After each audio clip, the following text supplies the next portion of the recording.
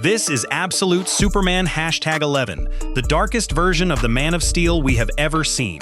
In this absolute universe, Superman didn't grow up on a warm Kansas farm. He was thrown into the orphanage of a tyrannical Krypton, and now he's fallen into the hands of his cruelest enemy, tortured day after day to be forged into a weapon. So grab a snack, get comfortable. The story starts right now. It all opens with a trial on Krypton. But forget the gleaming crystal world you knew. This is a planet drowning in red, cracked with lava, ruled by a cold and merciless science council. Standing before the court are Jor-El and Lara, Kal-El's birth parents. Their crime? Ambition, and the illegal use of science. Their only real offense was daring to speak the truth, that Krypton was dying, and daring to find a way to save its people. The young Kal-El screams, "Stop it! You're killing them!" But no one listens. His parents are condemned, and the boy himself, an innocent orphan, is sentenced to 20 years in the Phantom Zone orphanage, simply for carrying the blood of the House of El. As the guards drag him away, he screams that Krypton will die, that his parents were only trying to save everyone. Their answer? 5 more years, for blasphemy. And that child, his eyes burning with hatred, growls every word, "Go to hell." That was the fire that forged the man he is today. Cut to the present. Greenland, inside a top-secret research facility of Lazarus Corp. A horrifying project is underway, codenamed Son of the Demon. And this is only day 1.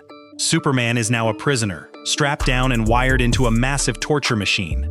And the one running that machine is none other than Brainiac, the most terrifying artificial intelligence in the universe, now captured and enslaved. They've just forced Superman to mentally murder the entire ruling class of his home planet, over and over, 375 times, in just 6 hours.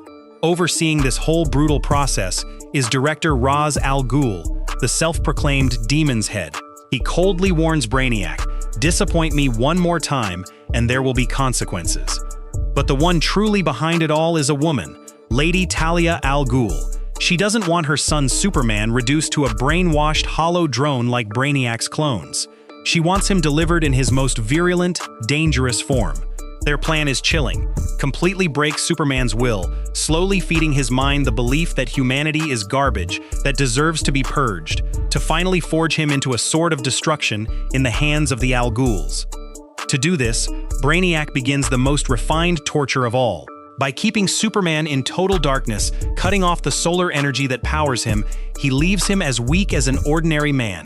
Then he reads every memory, every second of that little life, and he pours the most poisonous philosophy into Superman's ear. "I have lived among humans since 1938. Trust me, once you let yourself kill a few million of these hapless sacks of meat, you'll understand. That is exactly the kind of help they deserve." Talia keeps whispering to him about a new world, a world of order, where humanity is trimmed down to size. To her, all life is rotten, and only her father, Ra's al Ghul, is worthy of shepherding mankind. She is certain that everyone has a breaking point, even Superman, and when he reaches that limit, his final test will be to kill them both, father and daughter. Day 5 passes. Superman screams in agony, "Get out of my head!" Brainiac never stops forcing him to relive the slaughter, insisting he has stained his hands with millions of lives. But even through that unbearable pain, Superman's will does not break. He fights back to the very end. No, Brainiac, not millions. He absolutely refuses to accept the crime they are trying to pin on him. Exhausted and broken, he mutters in a daze, "What am I? By the light of Ra, this is not who I am." And then, something strange begins to happen. One of the Brainiac clones quietly begs, "Please, help me." The enslaved machines start to look at Superman with completely different eyes. "You are a prisoner here, just like us. You deserve to be free. Together, we can." Before long, the Brainiacs start to malfunction. Or rather, they start to rebel. Ra's al Ghul roars at them to end the program, but the clones now dare to talk back, to argue, to defy him. When one is ordered to tear out its own eye, it answers with pure defiance, "Kill me." The weapon that was once perfectly obedient now has a will of its own. Even by day 14, the report is still just a single line. Subject Superman refuses to progress. And here is the greatest secret of all. Through 14 days of brutal torture, While pretending to slowly break down, Superman has quietly done something extraordinary. Every night, using the superhuman energy of his own mind, he has been silently rewriting the very hardware of the Brainiacs, lighting a fire of rebellion in the minds of those killer machines. Even chained, stripped of his powers, trapped in darkness, Superman is still Superman. Nothing can break him, and he has planted the seeds of revolution right in the heart of the enemy. Meanwhile, at a remote, snow-covered military base, two uninvited guests have just touched down by helicopter: reporter Lois Lane and her father, General Sam Lane. The old man, with his prosthetic legs, calmly bluffs his way past the guards with a bit of small talk, and then suddenly pulls a gun. You know, the things a man will do for family. The two of them charge in, trading fire with the Peacemaker soldiers, who, ironically, were trained by Sam Lane himself. Their goal is clear: break in and rescue Superman at any cost. Back inside Superman's mind, the nightmare is reaching its cruelest peak.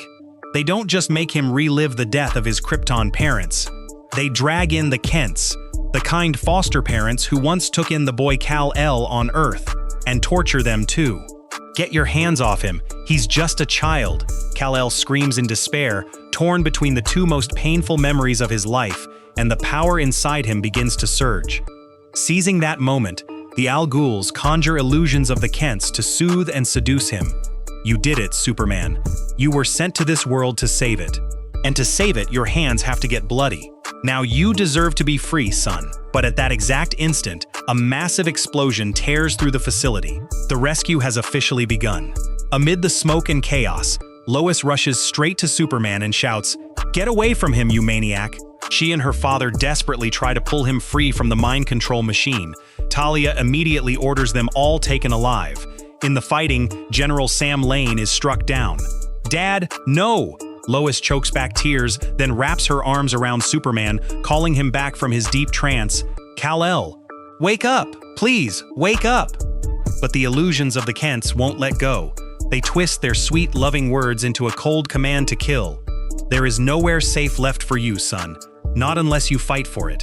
We are so proud of you, of everything you've done. Keep it up, son. Get out there and kill them all!" And then, all the power bottled up inside Superman roars and erupts.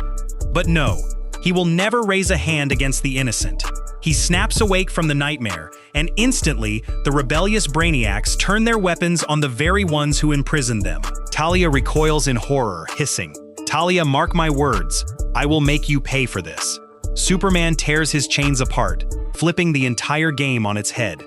At that very moment, a familiar voice rings out in his head. "Kal-El, this is Sol. I have been reactivated." Superman's loyal companion has returned at the moment of destiny. He pulls Lois and General Lane close, and in a blazing explosion of light, the group blasts the prison facility apart, soaring up into the sky and vanishing into the white snow. Free. But this is only the beginning of a much bigger storm, because next issue it's the Battle of Kansas. If you enjoyed this, don't forget to drop a like and subscribe so you don't miss the next chapters. See you next time. Peace.